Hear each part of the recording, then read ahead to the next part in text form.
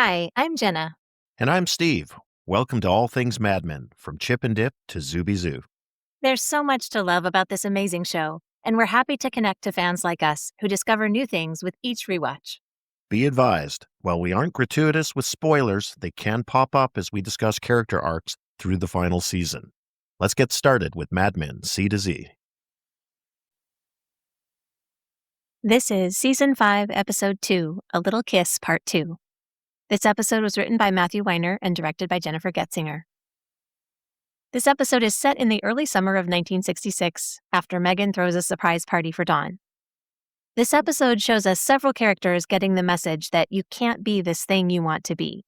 We see that for Megan, for Lane, and Joan, and of course it's always in the shadows for Dawn. As the second half of the episode opens, we have Lane in a cab where he finds a wallet. I'm not in love with this particular storyline with Lane in this episode. I feel like it takes up too much space for what it accomplishes, which I think is to establish Lane's discontent.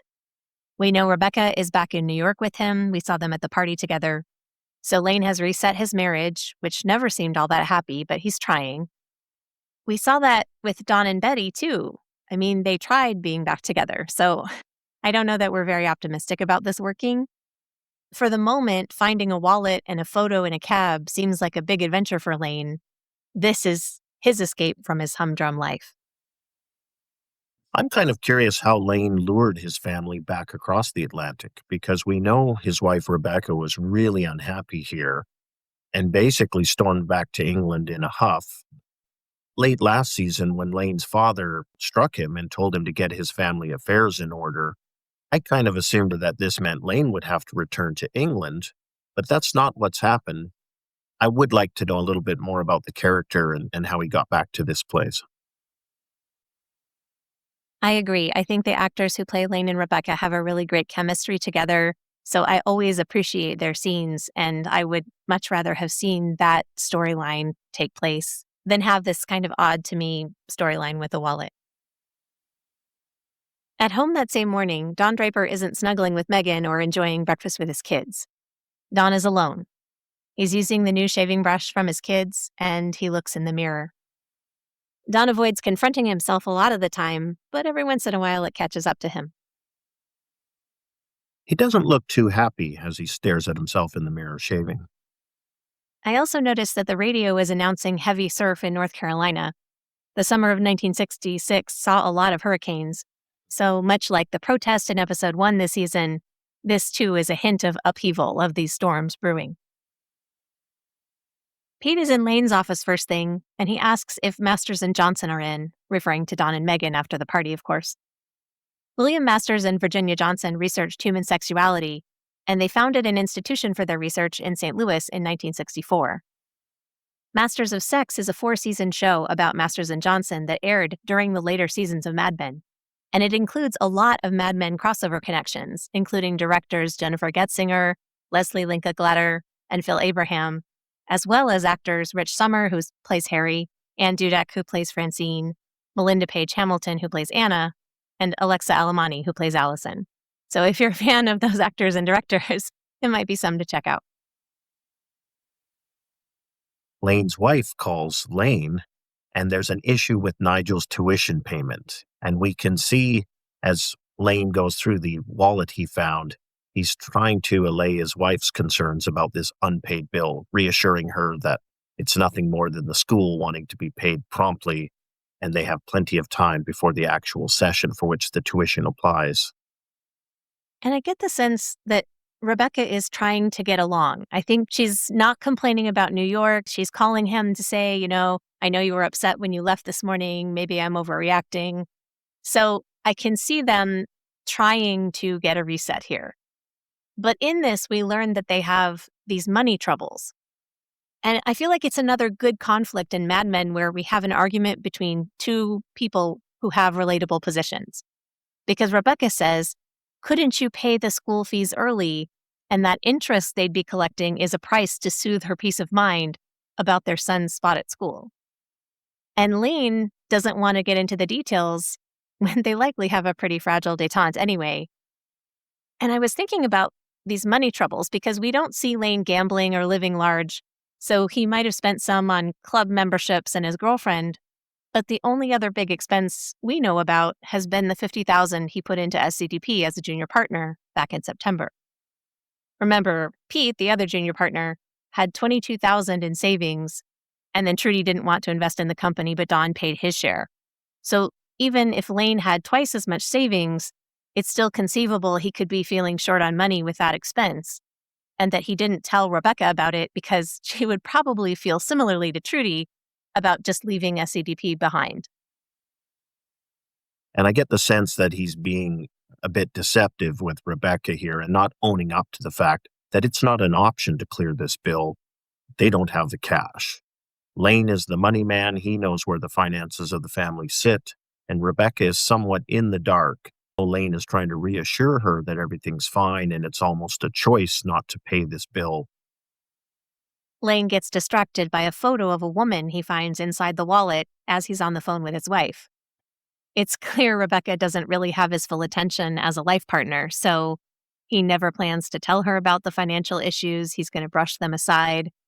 Anything as trivial as a photo of a stranger in a wallet can deserve more of his attention than she does. The next scene is back at Joan's apartment. When Joan comes back to her apartment, she finds her mother entertaining the handyman, Apollo, and bouncing the baby. We could see Joan is none too pleased, but we could see how thrilled Joan's mom is with having Apollo's attention. Despite the assistance of Joan's mom, we can see there is some real tension between the two of them. This fight is so interesting because Joan's mother denies flirting. She pretends like she's paying kind attention to the handyman for Joan's well-being and that she's being nice so Joan will have someone looking after things while Greg's away. And this exchange where Joan says, "This apartment has never had any trouble getting his attention," is defensive for Joan. She just had a baby. She feels tired and not put together. But it's also very true to her identity. As Joan says later in the series, "My mother raised me to be admired." Joan for sure knows how to get the handyman help, just as Betty knows how to get a mechanic in the side of the road. Her mother then pulls out a newspaper which has the SCDP advertisement saying that it's an equal opportunity employer and that they're looking to hire an administrative assistant. I think Joan's mom is insinuating here that SCDP has forgotten about Joan already. Gail really ramps up her side of the argument. She throws insults. She says, "Oh, yes, Joni, everybody wants you," as if they don't. I mean, most of them seem to. She reminds Joan she's not at her fighting weight, which is exactly what every new mother wants to hear.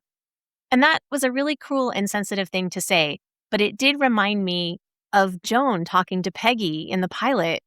This is a mother who's trying to tell Joan how to keep herself together and how that's going to be advantageous.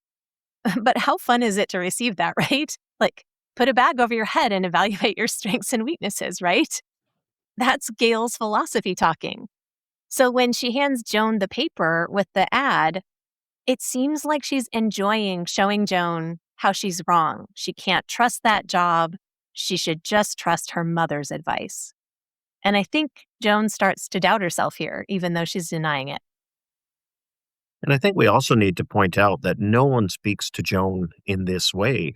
If we think across the office and the various interactions she's had, the way her mother talks to her is quite different and at the sharp end of the spectrum. And we know that Gail doesn't approve of Joan continuing to work after having had the baby and wants her to default into that more traditional homemaker mother role. And we also know that Joan has pushed back against that and still has a lot of interest and focus on the office, even though she's been absent now for some time. And there is this bit where we find out Megan did invite Joan to the party, but since it was a last-minute invitation, both Joan and Gail think Joan wasn't a real priority there. All these little cuts are really adding up, I think, to make Joan doubt herself and her value and her importance to the company, just as she's realizing how very important that is to her identity. I agree with that. And I think Joan's also very knowledgeable and pragmatic and understands that dynamic that if you aren't present in the office and life is going on for everybody, even if nobody's consciously trying to write you out, they're by default writing you out. And I'm sure this gnaws at her every bit as much as her mother's comments. When Megan and Don show up in the morning, it's a very different story than their usual power couple entrance. Personally, I think Megan should Scarlett O'Hara herself up and just flaunt the fact that she really knows how to throw a party. But her feelings are still hurt. And I think Don is nervous about how everyone is going to act after the party. I love when he goes, "Have a good day," and she walks away from him and says, "Okay." I think that's what most people experience from Don Draper. So when she does it to Don Draper, it's a little bit satisfying. He seems kind of oblivious to how upset she is. Maybe he is concerned about how his coworkers are going to react after this party, but I don't get any sense that he's aware of this cold air between him and Megan. Maybe in his mind, it's all water under the bridge from the night before, but it clearly isn't from Megan's perspective. Roger's greeting to Don as he dances and sings Frere Jacques is a fantastic John Slattery moment. It's very rewatchable. Don has no sense of humor and he critiques Roger for making fun of wives. Again, he should just flaunt this. I mean, be like, yes, I have a hot wife. She's hip. She actually likes me, Roger. But Don's shame is leaking out about being seen in any real way. And it was okay for Don to be seen in love when he was in the office making his announcement. But now it's not okay when Megan shows more of herself. I also like Roger's response to Dawn because Dawn says, we don't make fun of each other's wives here, trying to get all serious. Roger fires right back. I wasn't making fun of her. I was making fun of you. And then Roger points out something that I think is really his ace in the hole with Don Draper. He says, "You're happy." I think Roger views Don as being behind him on the same curve, back to when Roger was so happy about Jane. And remember, Don begrudged Roger all that. And then, of course, Roger's got to bring it back around to where this is headed. And he says, they're all great girls, at least until they want something. I find Roger's line so depressing. That line, "They're all great girls until they want something." Because you can see Roger and Don expect women in their lives to center them exclusively. And when they don't, it's a problem. And even if they do, it's a problem because Mona and Betty both did all the things for Roger and Don, and that was not enough. Don and Roger are both battling their backgrounds in different ways, but they do seem to have arrived at very similar places. I agree. And as well, I think that very comment could apply to the men just as equally, right? They're all great guys. The only difference is they're defaulting to the primacy of whatever they want as being the default setting. And the problem for them is when the women want something or diverge from pleasing the man. And it's exacerbates how ridiculous it is. They're married to women who are much younger than them, who are part of that new generation. And they're still clinging to these old ideas and feeling like they're the ones who are hard done by. And the gap between their expectations as men of this time and women, because we remember them having a conversation about what do women want back in season 1. And now that they have the age gap as well, it creates a further divide because Roger confesses to Don in this scene. He says, "The other day, Jane asked me, which one's Mussolini?" So, and Roger fought in World War II. So this is a huge gap between how they look at the world. Don Draper would never have thrown the party that Megan Draper threw. I think that exacerbating that divide is unsettling to both of them as they realize maybe it's not about corralling her into doing exactly what I want. The world is changing underneath my feet and it makes me uncomfortable. So they both seem to be trying to pretend that part away as long as they can. The next scene takes us to Pete's office. Roger and Don are late, of course, but we can see how tiny Pete's office is. They're all crowded there on the sofa. And as Roger and Don finally arrive, Pete's point of gathering them all here is to say, what kind of impression does this office give? It's not big enough to hold a proper meeting. It doesn't say that this is a firm a client would want to be a part of. He's angling to get a nicer office, and the office he has in mind is Roger's. And remember, Pete's office has a pillar. In the last episode, he got a bloody nose when he bumped into it. I love his line when he goes, "Do you gaze on the cement column and say, 'Yes, I believe success dwells here'?" In the early seasons, Pete wanted too much too soon. And while he could reasonably set meetings in other locations, I feel like this is a reasonable expectation to get a better office. Maybe not Rogers, but a better office. And there's no immediate resolution in the scene. But Roger doesn't seem to have a better argument than, "I'm a full partner, and hey, buddy, do you want to step outside?" So his opposition is very clear, and nobody else wants to take a side in this particular moment. Basically, the only reason Roger needs to have an office is so he can have private conversations with Joan or Dawn. I mean, how did we get to a place where Bert doesn't have an office and Roger doesn't have any clients? Well, and I was going to say, there's comedic value in the various partners in this conversation. Pete wants to be recognized for his importance. Roger is the one who would have to surrender his office.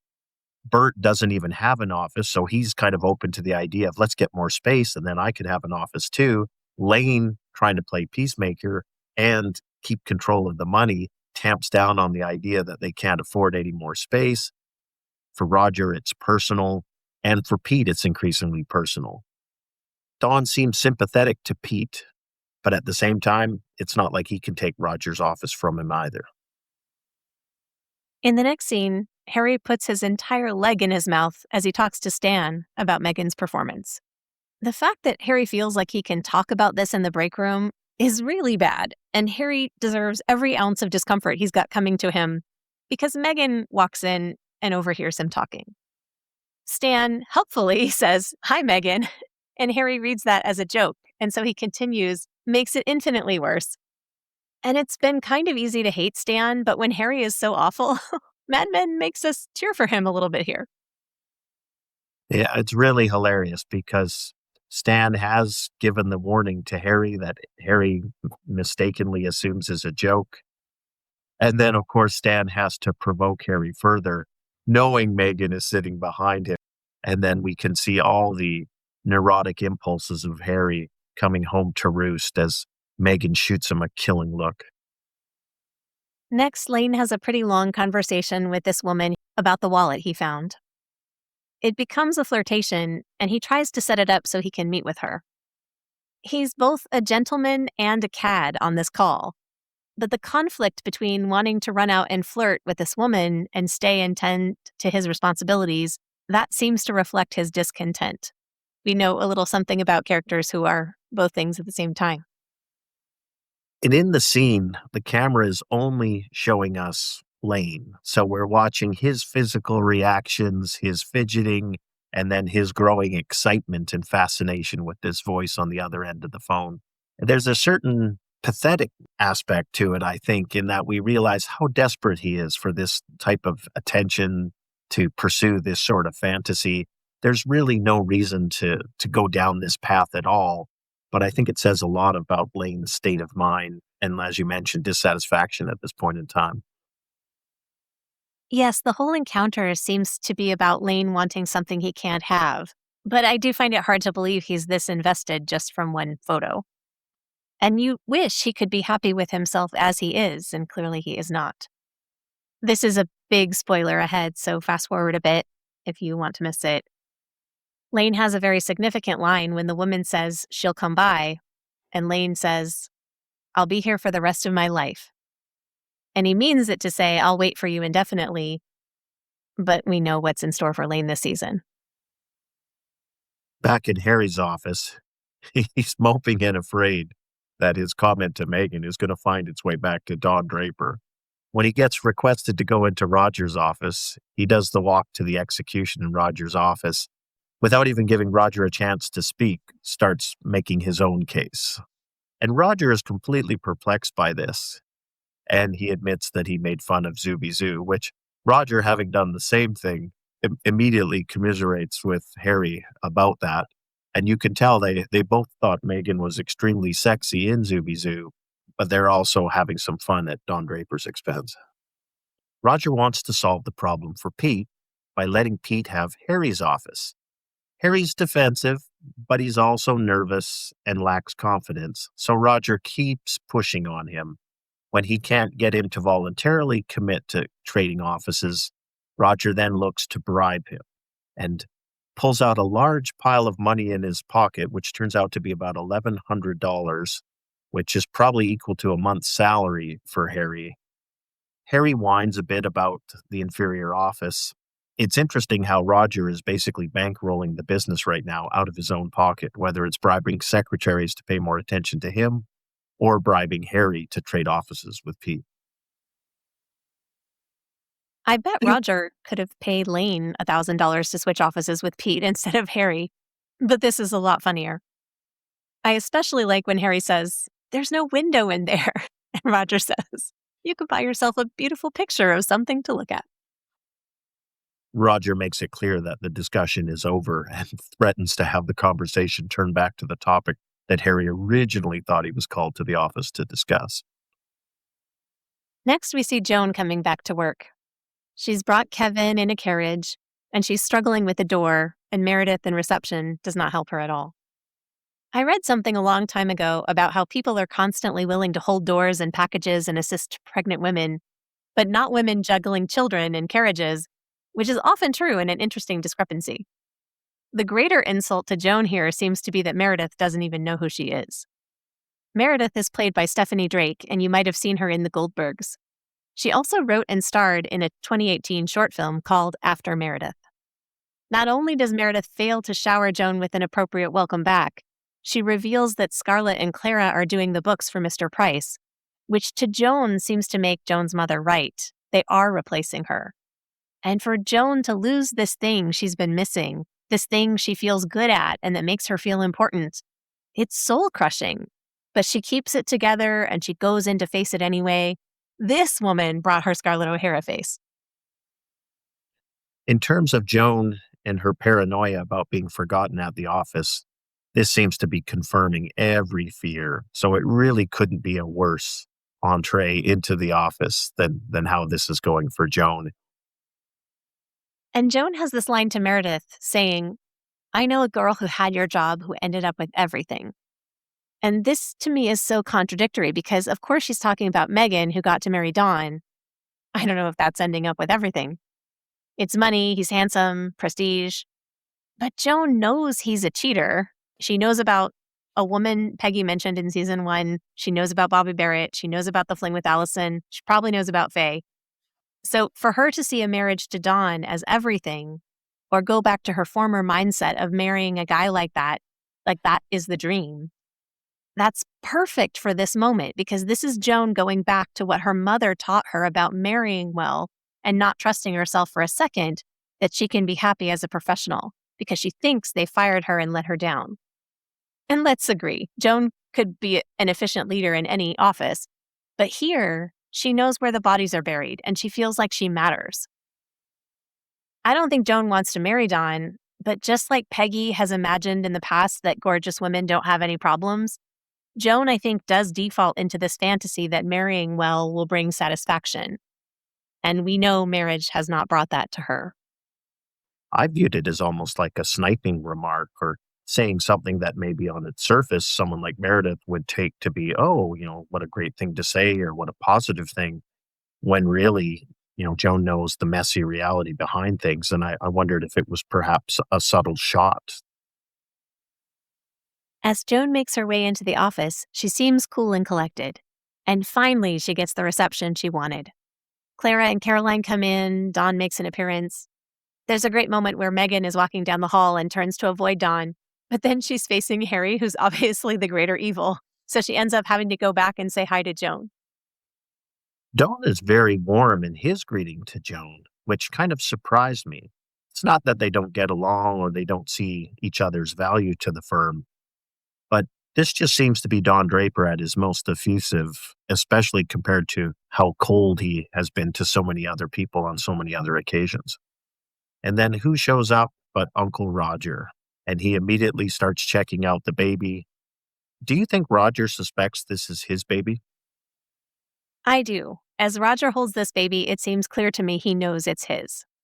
He sent a bicycle. Why would Roger have time to send an age-appropriate gift? But he's smiling. He seems proud. He doesn't have a cigar, but he is holding a cigarette in his mouth as he's holding this baby.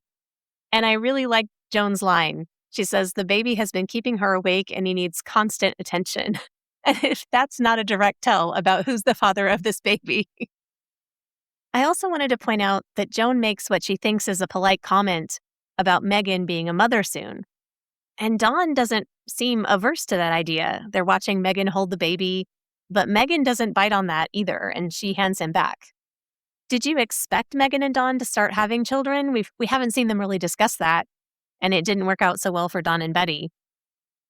Megan has never brought up the topic of having kids of her own. So I guess as a viewer, I defaulted the other way that Megan doesn't seem to be at that point in her life where she's interested in that. So to me, it felt a little inappropriate for Joan to start speculating along that line. But it is such a common thing that people used to say. And I think it always feels a little inappropriate to me because you just don't know what the circumstances of other people are. And it's such a personal decision that it's interesting that in our culture, we're so casual about commenting about it. Agreed, absolutely. As Joan goes in to talk to Lane, Peggy is left with the baby. In the commentary, Matt Weiner says he likes the opportunity to put Peggy and Pete together around the issue of babies. Neither of them can talk about that with anybody, but it is on their minds. This is something that doesn't go away, and I understand why these nods to it matter for their characters, because this is really the only way they can show us, hey, this was an important thing in my life, and it pops up. It keeps coming back. It doesn't just fade with the passage of time, no matter how much Don Draper might assure us it will. But it also feels like a plot reminder to the audience instead, and I find it a little bit tiresome. Like, yes, we remember this happened. We don't really need this scene. I liked this scene because Pete says he's not wearing a skirt when Peggy tries to dump the baby off on him. And you can see Pete trying to assert his power and authority here not to get saddled with the kid. But that's exactly what happens because Peggy basically ignores him. So now we see Megan and Peggy working in the creative lounge, and Megan goes after Peggy. I think really she's wanting to hit Dawn more. Peggy said an awkward thing at the party, but she also helped with a guest list, and now Megan is shooting darts at Peggy because it's a lot easier than it is to express her hurt to Dawn, I think. And it seems unfair to me that Peggy has to stand in for all the unlikable qualities in the office. I mean, Peggy wasn't making inappropriate zooby zooby zoo comments or reenactments or anything. And she apologizes for her comment and she seems sincere. And I think part of it is Megan is hurt that Peggy was right. Dawn didn't want a surprise party. Peggy knew it and Megan didn't. And I think we see that morph over the course of the conversation because it does start off with what Peggy has said. And then Megan suddenly shifts and says, who wouldn't want a surprise party? And clearly she's talking about Don Draper at this point. So it's really well acted here, I think, by Elizabeth Moss. She is somewhat defensive, but I think we also see she has genuine concern here and she's worried that her drunken comment at the party. Peggy doesn't want to be that unappreciative boss because that's exactly what she dislikes the most about having Don Draper as her boss. But as Megan shifts into complaining about Dawn directly, we can see Peggy doesn't have an answer for that. Dawn is who Dawn is, and Megan's upset, and this is not something Peggy can get into the middle of. Megan goes on to voice her complaints about how you're also cynical, you don't smile, you smirk. And Megan did throw a fun party for people who are pretty cynical and resolved not to have fun. So it's a fair critique. But I think she's discovering this is true about Don, not just the rest of the office. He's not going to follow her into that lighthearted fun the way she imagined he would in California. And it's hard to be the consistently sunny person in a relationship with someone determined to be dissatisfied. Ask Betty Draper a little bit about that.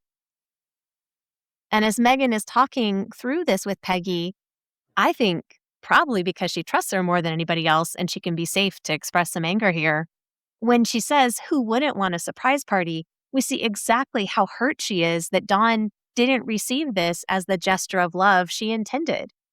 And she hit every mark, just like Peggy did with a Heinz pitch. and the bean ballet. But Raymond is not about a bean ballet, and Dawn is not about the surprise party or friends for that matter. So I think a big part of her hurt is realizing Don isn't who she wants him to be. He isn't fun, he isn't flexible, and he's not appreciative. And as you mentioned, Peggy has already felt that hurt from Dawn herself. Megan excuses herself for the day, claiming that she doesn't feel well. Meanwhile, in Lane's office, Joan is unloading all her fears and insecurities about what her future is at Sterling Cooper Draper Price. This scene between Joan and Lane is truly charming, and you wouldn't think they would be so compatible, but it's caring and genuine. And here we have Dawn and Megan pretending to have this happy relationship and that's honest. But Lane and Joan seem to have something really authentic here. Lane shares real business information with Joan. He's not brushing bad news aside, he gives it to her straight. And Joan is honest with Lane about her concern and how important her job is. And that is not easy for a woman with this steel presence.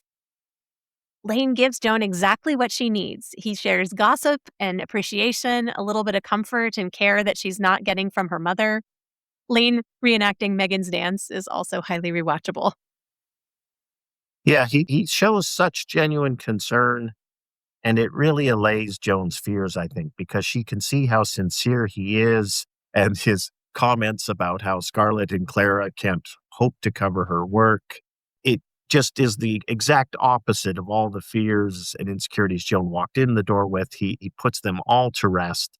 And then we can see what a razor's edge Joan is walking, and that she's emotionally breaking down. And this time it's out of relief that her worst fears actually haven't come true. Lane succeeds in getting her to chuckle and laugh a little. And I agree with you. It's a really sweet scene. There is a moment when Joan talks about Don, and we've never seen her say anything about how attractive he is. And her guard is down, so she says, I can't imagine how handsome that man must be blushing. And that's what you would say to a friend. And Lane looks down and away. It's very small, but it's there when Joan says this. It seems like he's disappointed and maybe a little hurt to hear her see Dawn this way. Lane knows Joan isn't looking at him that way. And it's a small detail, but it gives away something important about his character. I think Lane wants to be able to be the charismatic ladies' man he sees in Dawn, but he keeps getting feedback to say, you're not that.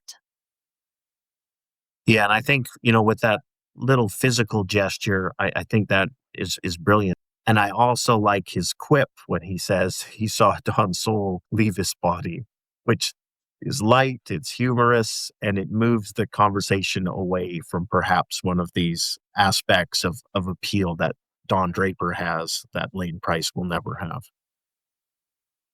Next, Harry goes to Pete and tells him they're switching offices. But this doesn't please Pete. I always appreciate scenes with Harry and Pete because they are each so self-obsessed. So here, Harry is regretting the loss of his window in his office and wanting to hide from Meghan. And Pete is mad that Roger didn't symbolically acknowledge Pete's worth by handing over his own office. Neither one is actually talking to the other. I could really watch a scene of every day at the office where Harry and Pete air their grievances and just talk past each other because that's what always happens. I had to chuckle because Pete's rifle is in the box of his things that the secretary brings over to Harry's office. And we're 100% sure that Trudy won't let Pete have that in the house, so that's why it's there.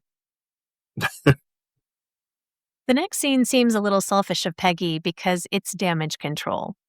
She goes into Dawn. She doesn't want her boss to be mad at her for the treatment of his wife. And at the same time, I think Peggy is showing care for Meghan when she's honest. She says, I'm sorry for my part in upsetting her. And I think Meghan wants to be alone. I think Peggy believes that is what's best for Meghan right now. And Dawn shuts it down, saying, you don't know her at all. What did you think when he said that? I just took it as Don Draper saying, stay out of my business. I'm not soliciting your advice. I don't want your advice. And you don't know our relationship. Don knows better, and this is private. And again, it's another thread, I think, that ties back to this party that Don Draper never would have wanted and didn't want. and it's more radioactive fallout that is just completely unwelcome from his perspective. So I get the sense that for Peggy, this feels a little personal and abrupt from Don Draper.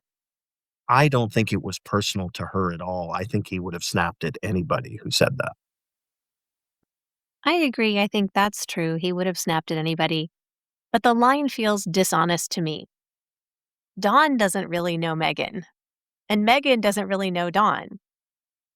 They're both just pretending this is all happy and perfect in spite of the fact that it already has so many cracks in it.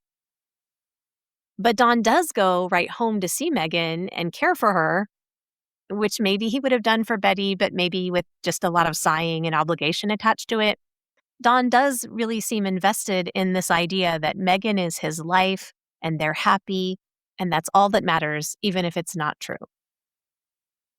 And at the risk of underestimating Don Draper, I still wonder at this late stage, does he really understand the depth of Megan's hurt here and the roots of it going back to his rejection of her right after the party in the bedroom? Perhaps that's another source of his aggravation with Peggy, that others are cluing into this rift between Megan and Don, and he himself is late to realizing just how big it is. Right. The worst thing for Don Draper is to actually be seen, to be known. In the next scene, the man who lost his wallet shows up to claim it. Lane is disappointed that he doesn't get to see the girl, just the man who sees the girl. And Lane is wearing the costume of a gentleman. He's refusing to take the money the guy offers, when of course he has stolen the photo from the wallet. He's pretending to be a proper English gentleman when he's unhappily married. He's in love with America. He's easily led into this flirtation, so much so that he steals a random photo so he can stare at it later, I guess. So we have all this pretense. Joan is pretending to be a happily married new mother, and really she can't wait to come back to work. Megan is pretending her new marriage is incredibly happy, but if the party was her real self, it's clear she's never been that person in the office. And we know Don can pretend to be one thing while having a secret about who he really is, multiple secrets about who he really is. This show just keeps reminding us how painful it is to hide your true self. So here's Lane standing there looking like he is honest and forthright because he's returning the money. And really, he has a dark side too. Yeah, and Lane is well aware that he's been anything but a true gentleman. So the fact that the guy who owns the wallet is dressed in a cheap suit from the 1950s, he's overweight, he looks like the kind of guy who spends a lot of time at the horse racing track. He's certainly no gentleman himself. So the compliment to Lane you'd think would be a good thing. But I think we can see the shame Lane feels because he knows what thoughts are going through his own head and knows that this label is inappropriate. So Don follows Megan home. The apartment is still a giant mess from the party, which I kind of find it hard to believe because it's still really, really gross and they would have had to live with it that way all day Sunday. And it's Monday afternoon. I don't know. Anyway, so it just reminds us, right, of the mess that is their life when they have the office there, I guess. Megan's in a robe, which she quickly discards and pretends to be cleaning. Then everything shifts. And this is an uncomfortable scene because it doesn't seem especially healthy. I mean, Megan is legitimately hurt and angry, and Dawn did not like the party, and that is a wedge between them. So they turn to sex and role play, and they hide in that because it's more comfortable than a conversation. I've been kicking at Don Draper all episode, but I will say here that I do feel his exiting work to go check on her and then asking her how she is.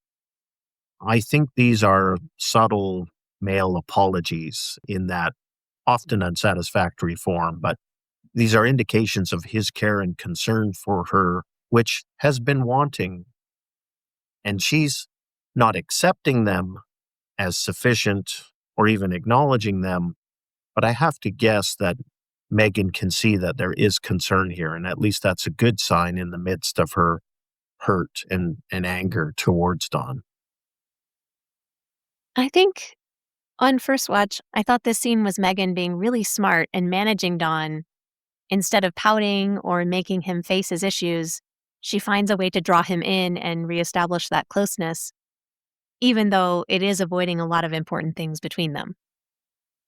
I could buy that, and I think especially when she takes off her dress and can see that, she has a lot of appeal for him, and we know that, their physical relationship is a very active and prominent part of it, and as you pointed out, it's not like they've spent a lot of time together doing anything but. I do get the sense that she's asserting her power and control over him in a way, but it's interesting that he meets that with his own sort of control, and as they sort of shoot barbs at each other right before things get physical, Dawn basically forces a kiss on her. And then that seems to be the moment where the tension breaks between the two of them. Up until that point, it wasn't clear to me which way things were going to shake out. Next, we see Pete sitting in his new office. He plans a glorious hit on Roger. He asks Clara to pencil in Coca-Cola on Staten Island at 6 a.m. the next day. And we frequently dislike Pete, but this does seem like a very earned revenge against Roger. Yeah, it's a great scheme by Pete here, and as we'll see, Roger's going to fall for it, hook, line, and sinker. Back at Don and Megan's apartment, they're on the floor, cuddled together, and we get a truth call out when she says, "I don't think those people like me," meaning the people at SCDP. And Don protests, "That's not true." And I see him trying to reassure her, but he brings this condescension that is too reminiscent of his talks with Betty. He says, "Being a secretary, you don't know what goes on." And I would argue the secretaries absolutely know whatever is happening. He's trying to say whatever problems exist aren't about Megan, and that's true. But her unhappiness is not just with the office, but how she blames the office for affecting Dawn. It feels like she thinks if Dawn in California would have loved the party, but Dawn working at SCDP can't let himself enjoy it. It's interesting because the white carpet seems symbolic of a couple of things, not just that intrusion of the office into their personal life in a way that's detrimental to their relationship, but also at the end of the scene when Megan says, "Oh, we'll have to replace this white carpet." And Dawn mentions that, it was never practical. And Megan says, "Well, I thought you wanted it." And he confesses that he just wanted her to have what she wants, knowing full well that it's completely impractical. And it seemed to me to almost be an exposition of just how there are so many things they don't know about each other or don't understand about each other. And they're in the process of working through those. And in this particular case, it's been a bit painful. But this is what happens in the early parts of relationships. There's things that have to be learned and explored and discovered between the two people.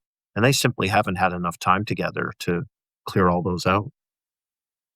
I did think that was a little sweet that Dawn wanted to make that happen for her, even though he understood that it wasn't wise.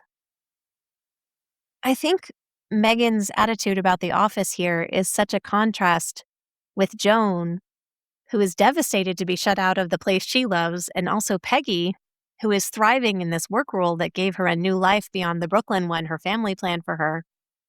And here's Megan, and she's not okay in this environment. I raised this issue earlier, but whether she's a copywriter or a secretary, she says she's a creative person who dabbles in painting and acting. So why, if she lives in New York, would she take this particular job answering phones and tracking down chafing dishes? I mean, shocker, corporate life isn't a great fit for a young late 60s French Canadian aspiring actress.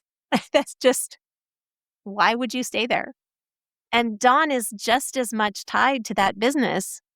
It's his lifeline, just like it is for Peggy and Joan. So for him to compare the office to an infected foot, that seems so disingenuous for him. And I mean, fair, there are people doing awful things. Thank you, Harry. We see you. But we know this office isn't worse than any other. Even the opening shot this season with the protesters, we can see that. So as we get this conversation progressing and Dawn says, "I don't really care about work," that is a shocking statement from him.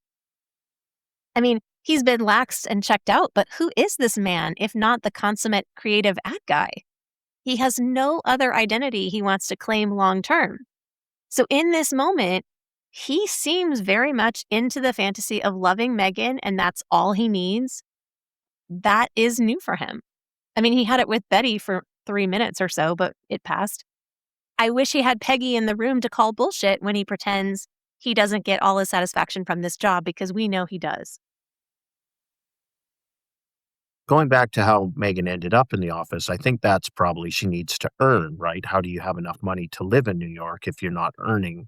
So that explains how she gets into the secretary job. But I agree, now that she's the wife of Don Draper and money's no longer a problem, it doesn't make a lot of sense to me for her to be earning a small salary as a copywriter if that's not what she's really destined or interested in doing. And I think we'll subsequently see that that is in fact the case. I also agree with your call out about Don saying he doesn't care about work. I have a real difficulty squaring that with his behavior to this point in the series and his almost single-minded focus on work. You know, as we saw his marriage break down and then this new relationship, work is always there at the very least in the background and quite often still in the foreground. So is it aspirational of something or a place he's trying to get to himself? Or is it just something he's saying to allay Megan's fears and upset in the moment? Because when I think of Don Draper, the first thing I think about is work. And that to me seems to eclipse so much else in his life. I agree. And I think he is trying to convince himself that this is true. I think he wants to believe about himself that he isn't just his work, but I don't think we can believe it about him. The next domestic scene cuts back to Roger's bedroom, where he's getting up early to make the Coca-Cola meeting on Staten Island. And I think we see this is where Dawn is probably headed with Megan, right? I mean, Roger tilted his whole life upside down for Jane, and now she asks what time it is, and he tells her to shut up. I mean, it's not a romantic fantasy. It's all empty. Yeah, the shine has come off Roger's marriage to Jane.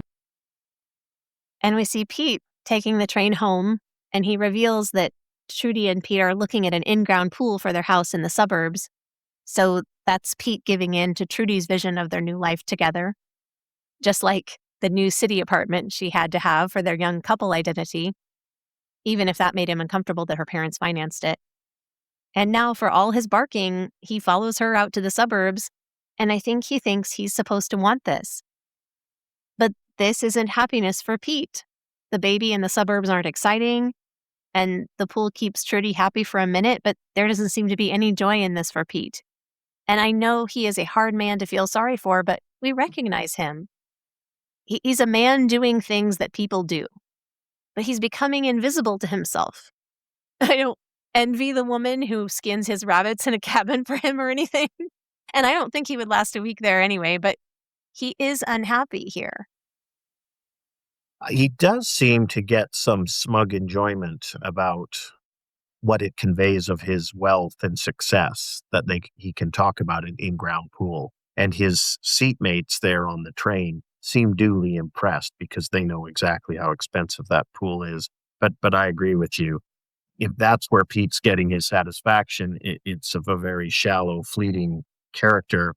And I agree with you. I don't get the sense that life in the suburbs as a family man is ticking all his boxes. So it's funny how, in many ways, he seems to be a Don Draper from season one, maybe without the philandering at this point, but someone who's not happy with his life for all his professional success. And there's a lot in the fandom about how sweet Trudy is and how she's the perfect wife. But the truth here is that Trudy either doesn't register Pete's unhappiness or she doesn't care. Because doing what people do makes her happy. She's happy in the way that Betty Draper wasn't in this role. And she expects Pete to do his part and, to press on, whether he likes it or not. There is a way of doing things, and he will comply. I think she is ambitious for him and gives him helpful advice. But at the same time, Pete does not seem fulfilled by following expectations, and she doesn't entertain any time to talk about this. Back at Lane's place, He's saying goodbye to his wife as he heads to work, and she asks him for some money. He has to avoid flashing the picture he pocketed from the lost wallet, and that just further emphasizes the lies and fibs that Lane has in his world. Why do you think that picture is so important to him to keep? I think it's a fantasy and an escape for him from a world that he views as dreary or, isn't as stimulating as what he hoped for. And I think this also goes back to his membership in the Playboy Club. This is the exciting life that he would love to have, but he doesn't. And I think he clings and flails trying to retain elements of it or fabricate elements of it in the case of the picture. We get a quick scene with Joan and her mother riding the elevator to soothe baby Kevin. They're in their robes in public, so we know Pete would disapprove. In caring for this little guy, they're in it together here, in spite of all their tensions with each other. We also get a quick scene the next day as Megan and Don walk into work. They're happy again together. Everything seems like it's put right. As they enter the lobby of Sterling Cooper Draper Price, it's full of African American job applicants for that fake advertisement they put in the newspaper to embarrass Y&R. Bert Cooper is angry and upset. Pete is sympathetic. Lane doesn't feel they have the budget to hire anybody. And Roger is just sort of taking in the fact that it's a joke.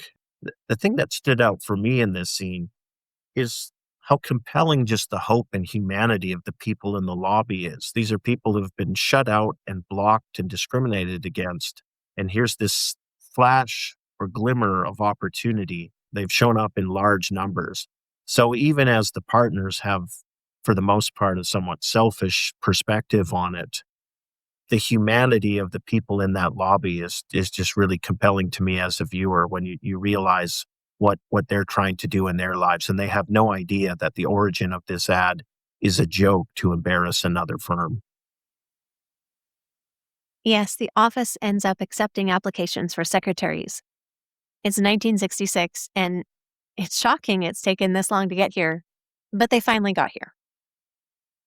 And perhaps didn't intentionally get there, but events and circumstances and coincidences have brought them to this place. And I think it raises an interesting question as to how much does it matter or does it not matter how you get to that point. Just the idea that you've now gotten to it and there's no going back from this point. But here again, we just have that winds of change blowing through the offices here of our characters. The closing song is You Don't Have to Say You Love Me by Dusty Springfield, released in March of 1966. The lyrics include the promise, I'll never tie you down. And we can see so many of our characters feeling tied to things that maybe they once aspired to or wanted, and now they're questioning whether or not those things are in fact good for them or whether they are keeping them from reaching for other things they've now decided they want instead. In the commentary, Matt Weiner says that these scenes were shot from episodes 1 and 2 as if it were one long movie. So because episodes 1 and 2 were written by Matthew Weiner and directed by Jennifer Getzinger, some of the scenes with Lane and the cab and the wallet were intended to be in episode 1, and they ended up getting rearranged into episode 2. So I think the way they assembled it works really well, but you can also appreciate how these episodes go together really well back to back, and watching them as one whole sequence, I think, is maybe more satisfying than separating them. Our listener shout out today goes to Anonymous M. Thank you so much for your donation to Buy Me a Coffee, aka Buy Me a Chip and Dip. We really appreciate your support. And thank you to all our listeners, all the people who are following, subscribing, leaving us positive reviews, and sending us positive feedback. We really appreciate you. That's it for this episode of All Things Mad Men, from Chip and Dip to Zooby Zoo. Visit our website, madmenctozee.com, to vote for your favorite Sterling lines and to share your opinions on our double dip questions for each episode. You can find us on Instagram and YouTube at MadmenC2Z, and please listen, like, and subscribe. That's what the podcast's for. Thanks for listening, everybody.